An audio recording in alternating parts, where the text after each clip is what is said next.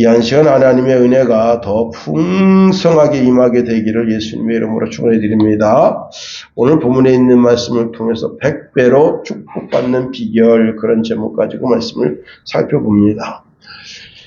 미국의 한 가정, 아빠가 암투병을 하는데 몸이 바싹 말라가지고 그 아빠의 소원이, 딸이 이제 결혼식을 앞두고 있는데 그 결혼식 날까지만이라도 살았으면 좋겠다 하는 마음이 간절합니다.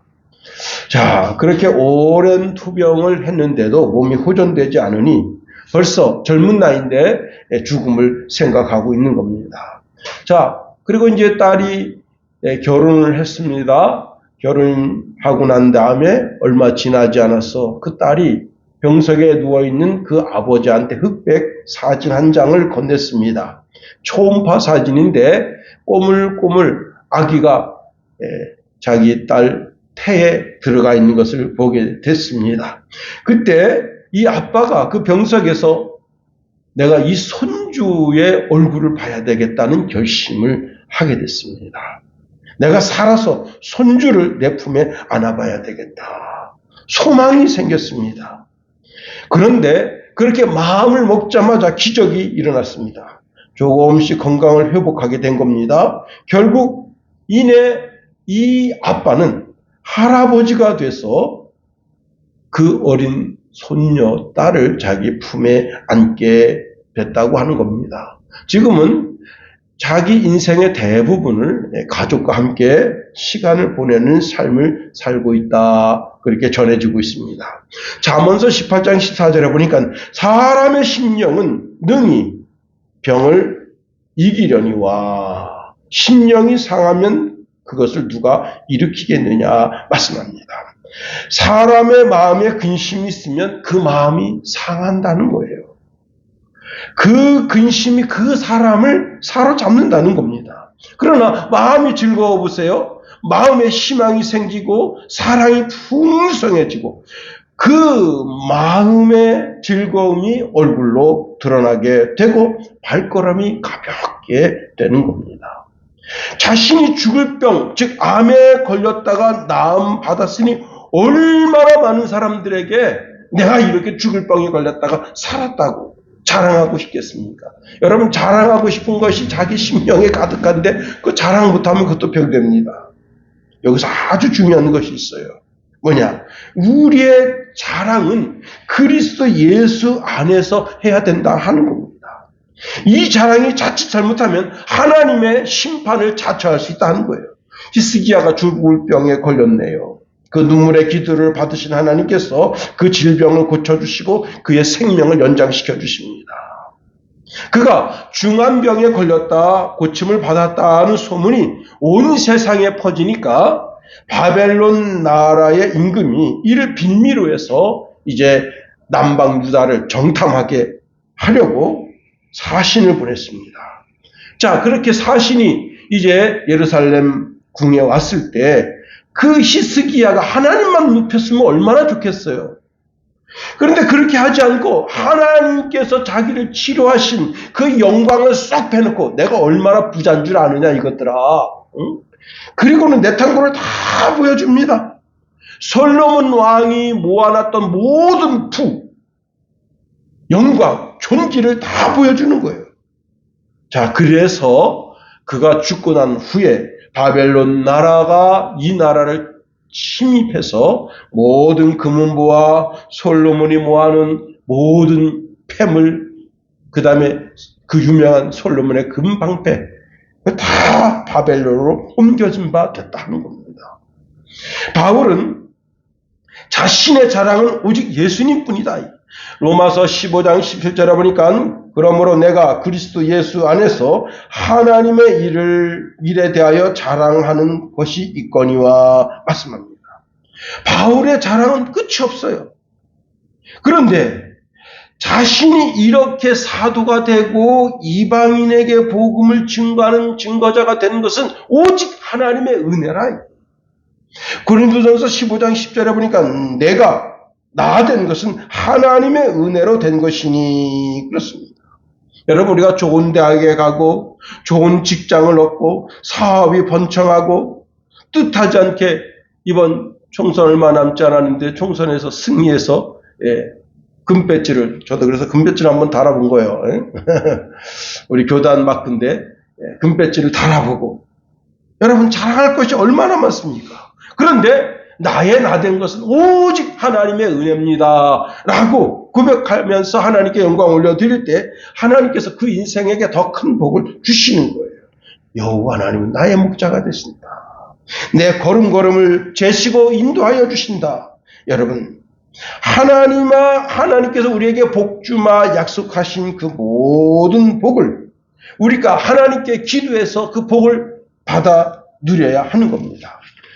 그렇게 복을 받아서 누리며 살 때, 그때 더 겸손히,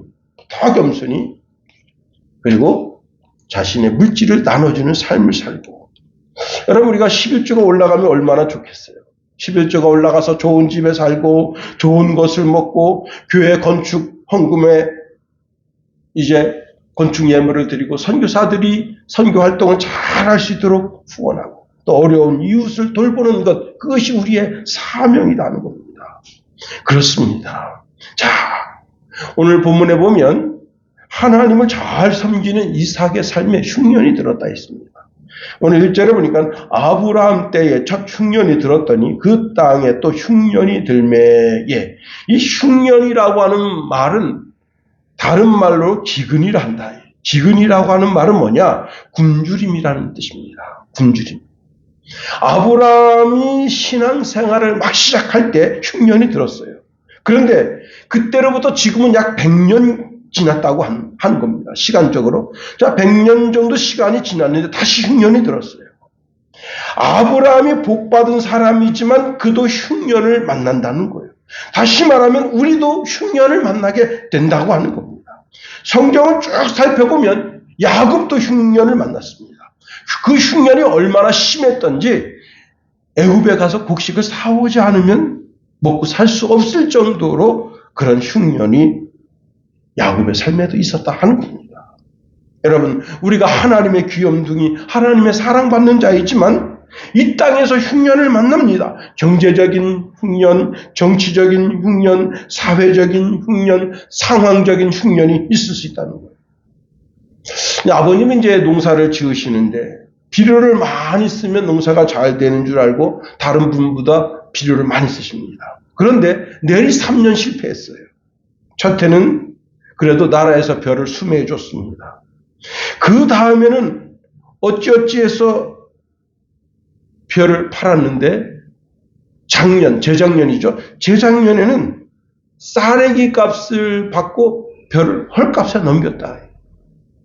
참 그러니 아픔이 있죠.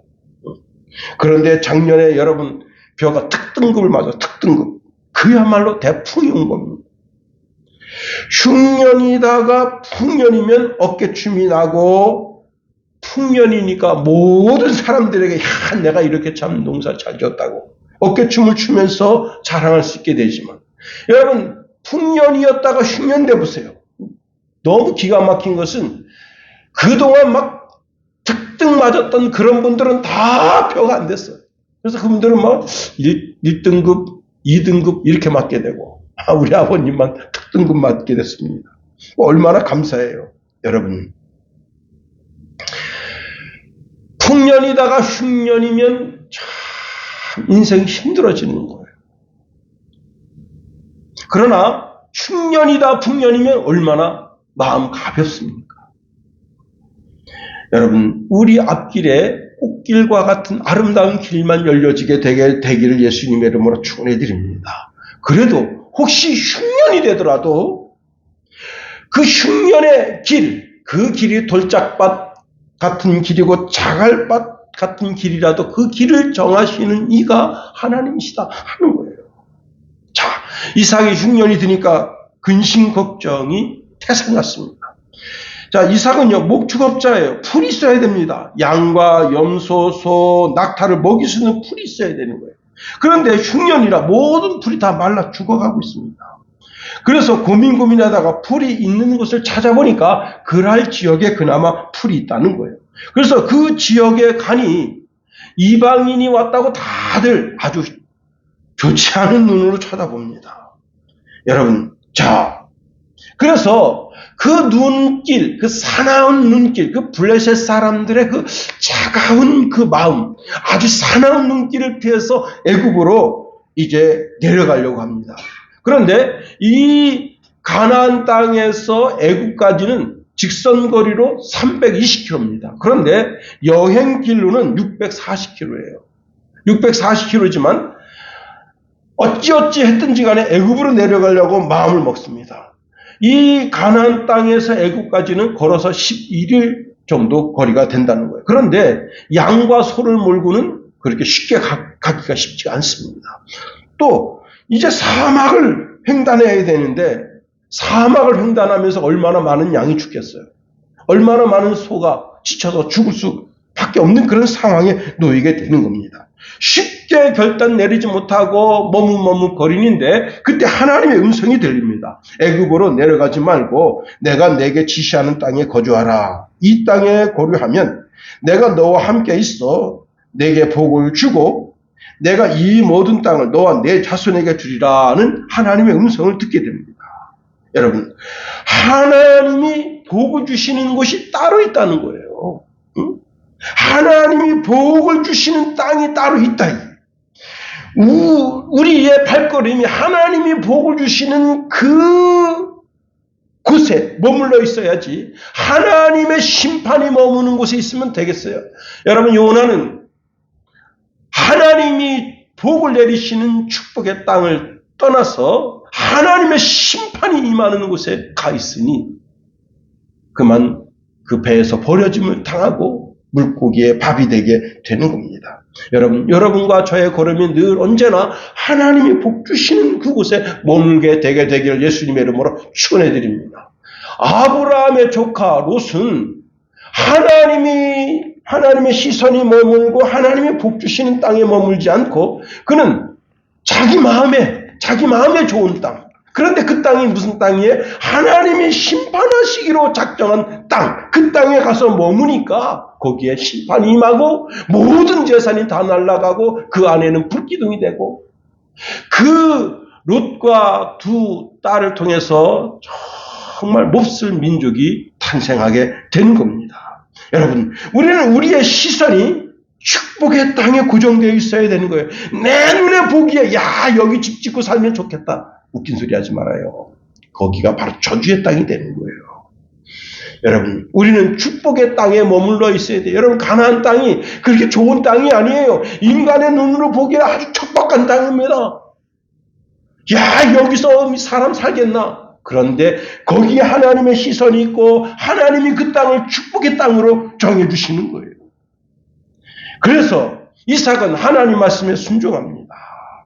하나님께서 다시 음성을 주십니다. 내가 내 아버지 아브라함에게 맹세한 것을 이루어 내 자손을 하늘의 별과 같이 번성하게 하며 이 모든 땅을 내 자손에게 주리니 내 자손으로 말미암아 천하 만민이 복을 받으리라. 그래서 그 그랄 땅에 머물게 되는 겁니다. 그런데 여기서 문제가 발생해요. 여러분, 이삭의 부인이 절생 미인입니다. 늘 같이 길을 가는데 수많은 남자들이 리브가를 쳐다보면서 그 아름다움에 매료되는 거예요. 감탄합니다. 자, 그리고는 이삭을 보면서 눈알을 부아리는 거예요. 야, 저런 목축업이나 하는 놈이 어떻게 저렇게 멋진 미인을 아내로 맞았는가 하고 자꾸 이삭을 이상한 눈으로 쳐다봅니다.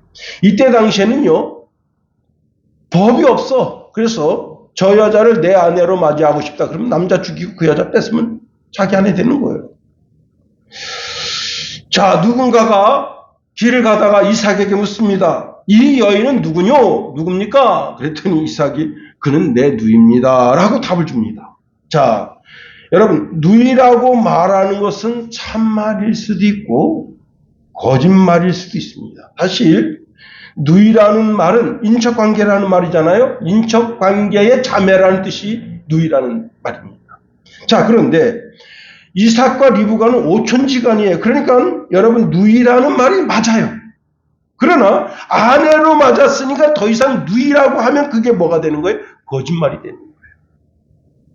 이것은 블레셋 사람을 기만하는 거짓말이 되는 겁니다. 하나님께서 짝지어 주신 부부 사이를 부정하는, 다시 말하면 다른 사람들로 하여금 손가락질 당하고 그 잘못을 지적질 받을 수밖에 없는 그런 죄를 짓는 거예요. 하나님은 거짓말하는 자를 미워하신다 하는 겁니다. 여러분 잘 들으세요. 우리가 하나님의 시선이 머무는 땅에 우리의 마음이 고정되고 우리의 몸이 와 있더라도 하나님의 말씀에 순종하고 그 명령을 따르고 그 계명과 율례와 법도를 잘 지키며 살아야 되는 거예요. 그 율례와 계명과 법도 가운데 뭐냐? 거짓말하지 마라 이거야. 거짓의 아비는 마귀다 하는 것을 알아야 됩니다. 거짓말이나 술술하면서 사는 사람은 하나님의 사람이 아닙니다. 거짓말은 하나님이 가장 싫어하시는 바가 된다. 그것 때문에 큰 곤욕을 겪게 되는 거예요. 처음부터 이는 내 아내입니다. 그랬으면 곤란을 겪지 않게 될 텐데. 여러분, 성경 말씀이 내 삶의 지침서인 것을 알아야 됩니다. 혹시 내가 지금 거짓말하는 것이 있어요. 어떤 사람, 그 사람을 매일 대합니다. 그러면요, 그 사람 찾아가서 내가 그만 말실수를 한 게 있습니다. 그래서 그 말을 바로 잡을 게 있습니다. 하고 그 사람에게 거짓말을 실토하고 그 말을 바꿔야 됩니다. 여러분, 내가 혹시 이렇게 사람이 무의식 중에 거짓말할 수 있단 말이에요. 그러면 그 거짓말이 나갔을 때 그 거짓말한 것 때문에 그 사람을 매일 만나요. 근데 그 거짓말이 자꾸 마음에 걸려. 그러면 그 사람 찾아가서 제가 저번에 말실수를 해서 그 마음에 늘 걸리는 것이 있는데 바로 잡을 말이 있네요 하고 그 거짓말을 바로 잡아야 됩니다. 우리 그리스도인들은요, 오직 성경이 내 삶의 지침서다. 오직 성경, 오직 예수, 오직 은혜, 오직 믿음, 오직 하나님. 그렇습니다. 여러분, 내 신앙은 오직 성경 위에 세워지는 거예요. 우리가 우리의 실수를 하나님 앞에 내어놓고 바로 잡습니다. 하물며 사람에겐 이겠는가 한 겁니다. 자, 그런데 하나님께서 그 이삭의 그 거짓말을 바로 잡을 수 있는 길을 열어주십니다. 이삭이 그 아내 리브가를 껴안고 있는데 하루는 왕이 왕궁에서 이렇게 창을 내다보니까 이삭이 그 리브가를 껴안고 있어요. 그래서 불러다가 책망합니다. 그가 분명 내 아내이건을 어찌하여 내 누이라 하였느냐 책망하듯 물으니까 내 생각에 그로 말미암아 내가 죽게 될까 두려워하였습니다 하니 왕이 명령을 내립니다. 이 사람이나 그의 아내를 범하는 자는 죽이리라 명령을 내립니다. 그래서 그 거짓말한 것이 반천하에 드러나니까 여러분 어떡하겠어? 야, 저 하나님 섬기는 놈이 거짓말도 잘하네. 그게 다 드러나지만 사람 만날 때마다 얼마나 수치스럽고 부끄러워요. 어린애가 저 이삭 어르신 저거 거짓말장이었었대. 여러분 이게 참 부끄럽잖아요. 그러나 어쩔 수 없는 거예요.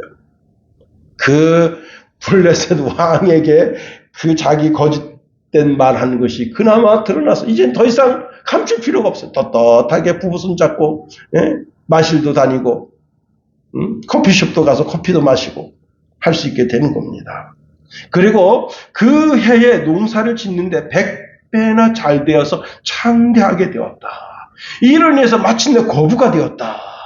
여러분, 하나님 말씀대로 살아서 이삭처럼 100배나 이득이 남게 되는 그런 축복이 있게 되기를 예수님의 이름으로 축원해드립니다. 자, 우리가 오늘 본문에 있는 말씀을 통해서 한번 세 가지로 한번 살펴보려고 하는 겁니다. 첫 번째는요, 내가 내 상황, 내 환경을 크게 보지 말고 하나님의 말씀을 크게 보고 하나님 말씀대로 행동하라 하는 겁니다.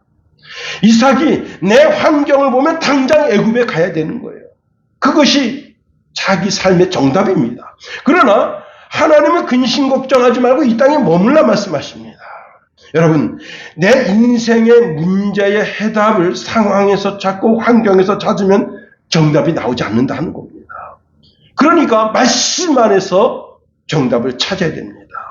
하나님이 이삭에게 애굽으로 내려가지 말고 내가 내게 지시하는 땅에 거주하라. 내가 이 땅에 거류하면 내가 너와 함께 있어 내게 복을 주리라.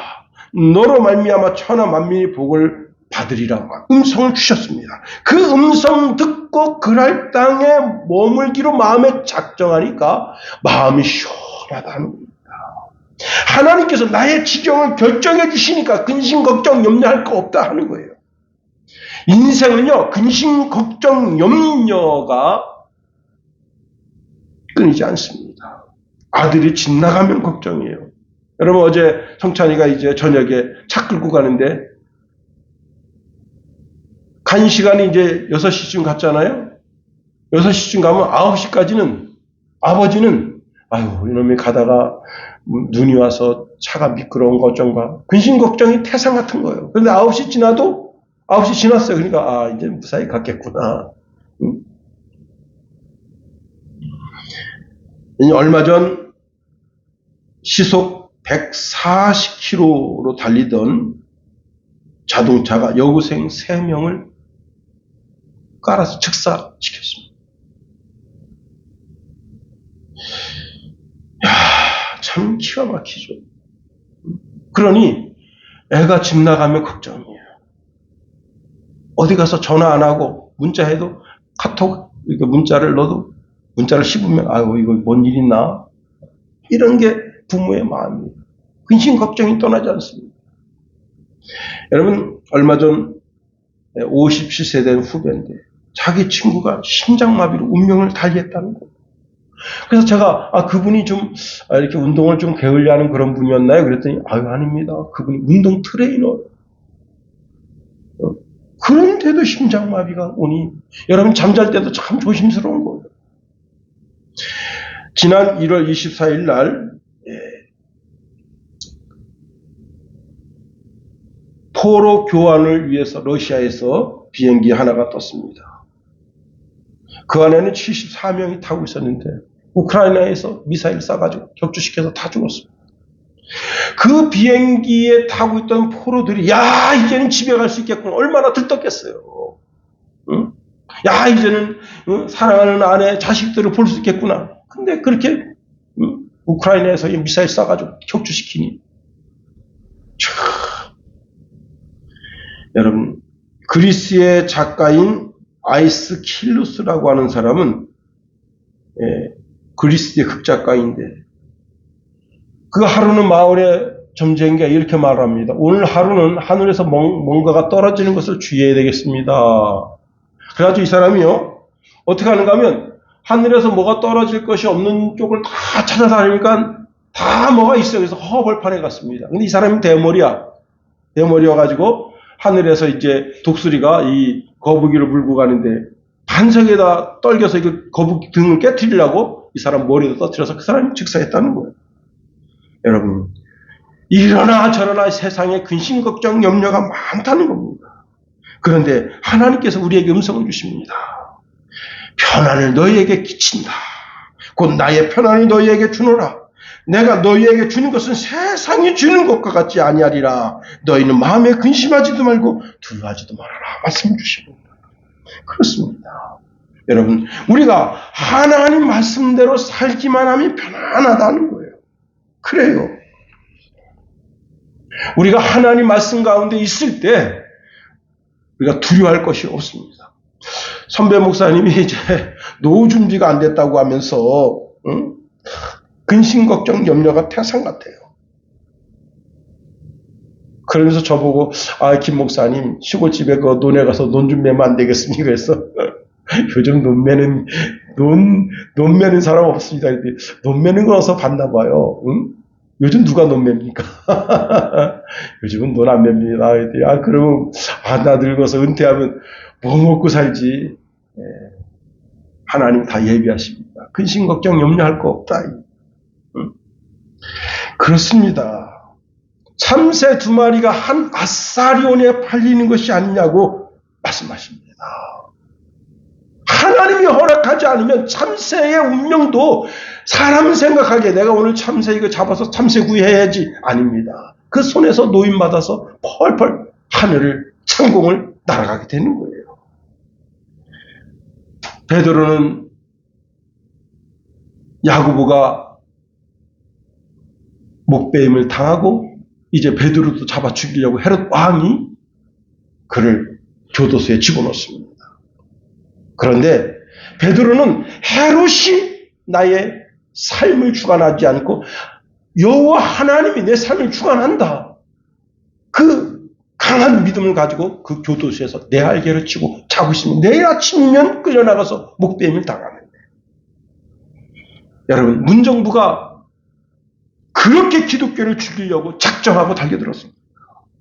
그러나 지금도 건전합니다. 여러분, 목사가 정광훈 혼자뿐인 줄 알아요. 그래서 정광훈 목사 학력 문제를 걸고 넘어졌습니다. 더 나아가 교회가 무슨 큰 비리가 있는 것처럼 교회를 걸고 넘어졌지만, 여러분, 교회가 사랑제일교회 하나뿐입니까? 우리의 생사화복을 주관하시는 분은 오직 여호와 하나님 한 분이다. 그러므로 그분의 시선이 머무는 곳, 그분의 마음이 머무는 그 장소, 거기 어디에?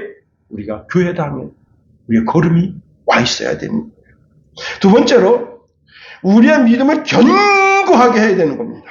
우리가 이제 집에서 밖으로 나갈 때 문을 잠그고 나가죠. 또 들어올 때 문을 열고 들어옵니다. 열쇠로 열어야만 안에 들어갈 수 있고, 열쇠를 열어야만 밖으로 나갈 수가 있어요. 자, 열쇠로 연다고 하는 것이 신앙적으로 보면 무엇과 같은 거냐면 그게 바로 믿음입니다. 믿음. 어마어마하게 큰 배가 있습니다. 큰 배를 움직이는 게 뭐냐? 키예요, 키. 네. 그 뒤에 보면 여러분, 어마어마하게 큰 우주선 뒤에 그 배를 움직이는 키가 있습니다. 그 키가 영적으로 보면 믿음이라 하는 거예요. 믿음. 예수님 이런 말씀하십니다.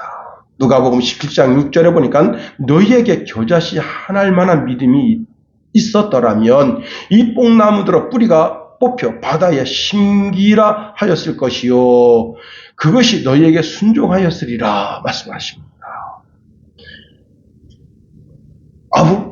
아브라함 때 흉년이 들었을 때 아브라함은 하나님의 축복의 땅을 비겨서 애굽으로 내려가서 얼마나 큰 곤란을 겪었습니다. 이삭이 지금 그 흉년 들어서 그랄에 왔지만 애굽에 내려가려고 하는 마음 가득합니다. 그런데 하나님 음성 주시고 너 내 말에 순종하라. 내 말에 순종하라. 내 율례와 규례와 법도에 순종하라. 하나님 그렇게 말씀하십니다. 그럴 때 하나님 말씀에 순종하는 것이, 그것이 무엇이냐? 믿음이에요, 믿음.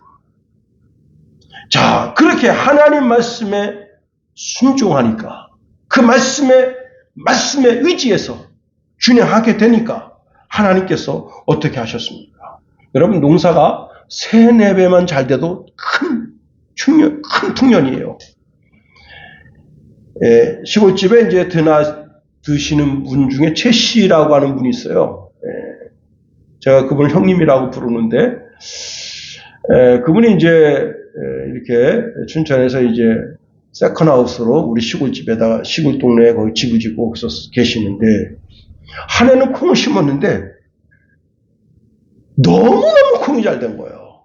우리는 콩이 잘 안 됐는데, 그분이 그냥 저보고도 하는 소리가, 자기가 어디서 콩을 이거 얻어다 심었는데 그냥 콩나물 별로 크게 자라지 않은데 콩 자기가 쉬어보니까 200개, 300개 달렸다. 얼마나 자기가 처음 콩 심었는데 이렇게 콩이 잘 됐다고 그냥 아주 입이 이렇게 걸쳐서 자랑하십니다. 여러분, 3-4배만 잘 돼도 이게 얼마나 큰 풍년입니까? 그런데 100배나 되게 하셨다는 거예요. 100배나. 그렇습니다. 사람이 자기 뜻과 의지를 정하고 그 뜻과 의지대로 준행해도 복이 되게 되는 거예요. 인도 바하루주의 시골 마을에 라익이 부이안이라고 하는 분이 있습니다. 이 마을에 이제 물이 적어서 심을 게 옥수수밖에 없어요. 먹고, 그러니까 1년 내내 옥수수만 먹으니까 젊은이들이 이제 눈이 조금 떠지면, 여기서는 더 이상 못 살겠네. 다 도시로 빠져나갑니다. 그래서 그 도시, 그 마을이 점점 사람이 줄어들어요. 겨우 이제 한 1000여 명 정도 겨우 삽니다. 근데 그 동네는 엄청 큰 동네예요. 농사를 지면 어마어마하게 큰 농사를 질 수 있는 그런 땅을 가지고 있는데, 이 땅에는 물이 없어서 겨우 이제 옥수수 농사밖에 못 짓는다. 그러니 여러분 1년 12달 옥수수 먹어보세요. 얼마나 힘들어요. 그런데 라익이 부이안이라고 하는 사람이 멀지 않은 길에 약 5km 정도 되는 곳에 거기에 강이 있어요. 그 강물을 내가 여기를 끌어들이겠다고 하고 땅을 파기 시작했습니다. 그래서 이 강물을 끌어들여서 여기서 논농사도 짓고 모든 농사를 짓게 하겠다. 그러니까 동네 사람 다 비웃었습니다. 야, 이 사람아, 뭐 하는가? 그러나 이 사람은 저런 소리 다 뒤로 하고 매일같이 삽과 꽃갱이를 가지고 그 강을 향해서 이 개천을 파기 시작한 거예요. 1년이 지났습니다. 2년이 지났습니다. 3년, 4년, 5년 지나 사람들이 계속 비웃어요. 아유, 저 미친 인간이구만. 그런데 10년이 지나니까 어느 정도 이제 그쪽으로 향하는 이 물보가 형성되고, 되겠는데, 여러분 30년 해서 결국 그 강물을 자기 동네로 끌어들였어요. 그 강물을 끌어들이니 그 강물로다가 농사를 짓죠. 수많은 농사 지니까 지금 그 사람이 그 강물을 끌어들이는 보를 연결하니까 그 마을 사람이 1000명밖에 안 살던 그 사람이 그 동네가 3200명 사는 동네가 됐다는 겁니다. 여러분, 한 노인이 자기 신념을 가지고 기적을 일으키는데 창조주 하나님께서 우리의 믿음을 보시고 그 믿음에다가 복을 주시면 100배, 1000배, 10,000배 복을 왜 안 주시겠는가 하는 겁니다. 우리의 믿음은 기적의 원동력이 된다고 하는 거예요. 하나님을 기쁘시게 해드리는 원동력이 된다. 그래서 히브리서 11장 6절에 보니까 믿음이 없이는 하나님을 기쁘시게 하지 못하나니 하나님께 나아가는 자는 반드시 그가 계신 것과 또 그가 자기를 찾는 자들에게 상 주시는 이심을 믿어야 할지니라 말씀하십니다. 여러분, 믿음으로 하나님 말씀을 믿으세요. 하나님 말씀을 붙잡으세요. 그것이 100배의 축복을 받는 바로 믿음의 길이 되는 겁니다. 모세는 하나님 말씀 의지해서 여러분 믿음으로 홍해를 갈랐습니다. 제가 이제 지난 주간에 그 홍해에 관한 유튜브를 여러 개 봤습니다. 내셔널 지오그래픽에서 홍해를 부정합니다. 홍해라는 그 단어를 원어적으로 보면 이게 붉은 갈대 그런 뜻이 있다는 거예요. 그래서 붉은 갈대가 있는 지역을 찾아갑니다. 그리고 그 붉은 갈대가 있는 지역에 어떤 현상이 일어나는가 하면요. 바람이 시속 30에서 초속 30에서 50으로 불면 약 30km 정도 물이 싹 빠져요. 그런 데가 있어요. 일로다가 이스라엘 백성 지나갔다는 거예요. 이 붉은 갈대에 있는 지역. 그런데 정성학 그 장로님이 이스라엘 백성들이 지나간 그 거리를 딱 지정해 줍니다. 여기로 지나갔다 이거예요. 거기에 지금 고고학적 물증이 자꾸 나온다는 거예요. 거기서. 너무너무 놀라운 것은 여러분 제가 조금 전에 말씀드렸던 그 붉은 갈대가 있는 지역에는 겨우 허리춤밖에 안 차요, 물이. 어떻게 애국 그 군대가 전차 끌고 거기서 빠져 죽냐 이거예요. 그것도 기적이지. 빠져 죽으면. 예? 그런데 지금 정성학 장로님이 말하는 거기서 고고학적 물증들이 지금 나오고 있다. 그런데 거두절미하고 여러분 모세는 하나님께 대한 믿음, 그 믿음을 통해서 홍해를 가르고 하늘에서 만나를 내리고 반석을 쳐서 물을 내립니다. 여호수아는 믿음을 가지고 여리고 성을 13바퀴 돌아서 그 성을 함락시킵니다. 여러분, 그리고 이제 블레셋과 전쟁할 때에 하늘을 향해서 명령합니다. 태양아, 기브온 위에 머물라. 달아, 아할론 골짜기에 머물라. 명령하니 태양과 달이 멈췄다. 믿음은 불가능한 것을 가능하게 하는 힘이 있다. 그렇습니다. 여러분, 한 노인의 신념도 역사를 이루는데 하물며 우리 속에 있는 믿음이 역사하면 그 신념이 주는 그것보다 더 크고 놀라운 하나님의 복을 받게 된다는 겁니다. 세 번째로 우리는 하나님의 복이 지금 임하고 있음을 알아야 된다 하는 겁니다. 이삭이 거랄에 머물고 있습니다. 그리고 이삭은 여기 이주해온 목축업자예요. 목축업자. 농사를 한 번도 지어본 적이 없어요. 근데 거랄에 있는 블레셋 사람들은 농사 전문가입니다. 농사 전문가를 목축업자가 농사 지으면 어떻게 당연했겠어요? 안 되죠. 게임이 안 되죠. 농사꾼은요, 이렇게 이파리만 보고, 아, 이게 오갈병이구나. 이게 흰는 그 벌레 이름 생각나네. 흰는 그 벌레, 그것 때문에 병이 생겼구나. 다 알아요. 그럼 거기에 대한 약을 처방할 수가 있어요. 근데 처음 농사 짓는 사람은 그런 게 불가능한 거예요. 왜? 이 농사의 전문가가 되려면 10수년 돼. 우리 아버님 정도 돼야 탁 보면 알아요. 아, 이거, 뭔데? 무슨 약이 필요하구나. 그래서 저 같은 사람은 아무리 쳐다봐도 몰라. 그래서 제가 사진 찍어가지고, 이제 그 농촌진흥청에다 이게 뭡니까? 했더니, 그거 오갈병이다. 그거 알려줍니다, 거기서. 근데 우리 아버님은 그냥 그 자리에서, 이거 오갈병이다. 여러분, 누가 농사를 똑같은 땅에서, 똑같은 기후, 똑같은 환경에서 농사 짓는데, 누가 농사로 대승할 수 있겠습니까? 당연히 블레셋 사람들이죠. 그런데 농사 전문가도 아닌 이삭이 그의 농사를 졌는데 100배나 거두고 그 100배나 거둔 것 때문에 거부가 되고 금은 보화가 풍성해지고 노비가 많아지는 그런 복을 받았다는 거예요. 그러면 어떻게 해서 그런 100배나 되는 복을 받을 수 있게 되었느냐? 하나님이 보여주셨다. 12절 말씀 보세요. 12절. 예. 이삭이 그 땅에서 농사하여 그 해에 100배나 얻었고 여호와께서 복을 주심으로 여호와께서 복을 주셨다는 거예요. 중국의 사상가인 주의가 지은 시집전에 이런 내용이 나옵니다. 동네 사람들 여럿이서 이제 운영하는 큰 배가 있어요. 큰 배가 그만 모래톱에 딱 걸렸어. 모래톱에 걸려가지고 이 배를 꺼내서 이제 물고기 잡으러 나가려고 하는데 그 배가 모래톱에 걸려서 빠지질 않아요. 그래서 그 동네 사람 전체가 달겨들어서 밧줄로 그 배를 물로 다 끌어들려고 했는데 결국은 실패합니다. 하다가 안 된 거예요. 그런데 그날 밤 비가 왔습니다. 비가 어마어마하게 왔어.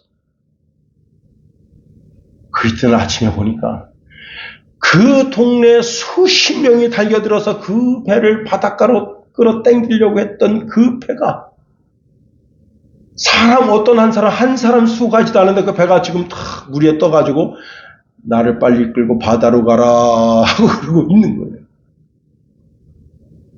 여러분, 그 큰 범선을 사람들은 움직일 수 없었는데 밤새 비가 와 강물이 불어나면서 아주 쉽게 그 배가 강에 둥둥 떠있게 됐다는 거예요. 같은 지역에 같은 기후에 같은 조건 같은 상황 속에서 농사를 짓는데 이삭은 농사가 되고 블레셋 사람들은 농사가 안 된다. 여러분, 이삭이 농업 전문가도 아니고 박사도 아닙니다. 다만 하나님의 복이 거기 임했다는 거예요. 스가랴서 4장 6절에 이런 말씀 줍니다. 만군의 여호와께서 말씀하시니라 이는 힘으로 되지 아니하며 능으로 되지 아니하고 오직 나의 영으로 되느니라. 여러분, 우리가 애쓰고 노력해도 어느 정도 효과가 있을 수 있어요. 그러나 하나님이 주시는 100배의 복은 하나님의 사람에게 그 복이 많아요. 그래서 하나님이 이 이삭에게 막 당부하시는 거예요. 뭐라고 당부하시느냐? 5절 말씀 보세요. 5절. 이는 아브라함이 내 말에 순종하고 내 명령과 내 계명과 내 율례와 법도를 지켰음이니라 하시니라. 그 말이 뭐예요? 너도 내 말에 순종하고 내 명령에 순종하고 내 계명에 순종하고 내 율례에 순종하고 내 법도에 순종해라. 그러면 내가 보여준다. 다른 것이 없어요. 다른 길이 없어요. 그렇습니다. 우리가 하나님 말씀에 순종하면 이삭이 받아 누린 동일한 복을 받아 누리게 되는 거예요. 하나님의 말씀이 내 삶의 모토가 될 때, 기준점이 될 때, 그렇습니다. 이제 말씀을 마칩니다. 사랑하는 성도 여러분, 이삭이 100배의 축복받는 그 비결, 그는 하나님 말씀에 순종하고 믿음으로 나아가고, 그리고 마침내 하나님의 복이 자기 삶 속에 임할 것을 믿고 나아갈 때 하나님께서 그에게 복을 주신 거예요. 우리도 동일하게 하나님의 신령한 복을 받는 주의 신령한 주의 자녀들이 다 되게 되기를 예수님의 이름으로 축원해 드립니다. 기도하겠습니다. 하나님, 우리를 붙드시며 인도하소서. 이삭이 이렇게 하나님 말씀에 순종하고 그 말씀 따라 살려고 몸부림칠 때 하나님께서 마침내 그에게 복을 주심으로 말미암아 그가 100배나 얻었고 블레셋 사람들이 시기할 정도로 복을 받고, 그로 인하여 하나님의 영광을 올려드린 것 같이 우리의 삶도 주관하셨어. 이 세상 사람들이 시기할 정도로 복을 받는 주의 신령한 백성 다 되게 하소서. 예수님 이름으로 감사하며 기도합니다. 아멘.